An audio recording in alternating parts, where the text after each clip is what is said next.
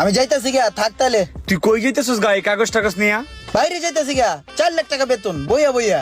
কি কস মামা, তুই বাইরে যেতেছিস গা? হ্যাঁ। তাহলে আমাদের সাথে নিয়ে যা। দাঁত বেটা, এটা কি মোয়া না হালুয়া যে পানিতে গিলা খায়া লালি চাবায়া চাবায়া? এটা ভিসা ভিসা। বাইরে যাইতে হইলে কিছু প্রসেস আছে, ওই প্রসেস অনুযায়ী কাজ করলে যাইতে পারবি আমার লগেই। তোর সিকিউরিটি মানি হিসাবে প্রথমে 2 লাখ টাকা দিতে হবো, তাহলে তোর ভিসা হবো, বুঝছস?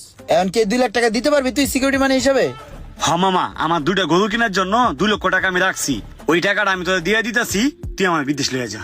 তাহলে এক কাজ কর, তুই টাকা পয়সা ম্যানেজ কইরা 2 দিন পরে আমার লগে আমার বাসায় দেখা করিস। ঠিক আছে, তাইলে আমি টাকা ম্যানেজ করে 2 দিন পরে তোর বাসাত নিয়ে যেতেছি। হ্যাঁ, ঠিক আছে। মনে করে লয়ে যাস কিন্তু। ধর বেটা, তুই কি ব্যাগ নাকি যে মনের বলে তোর থুয়ে যামুগা? যাওয়ার সময় লয়ে যাও মনে।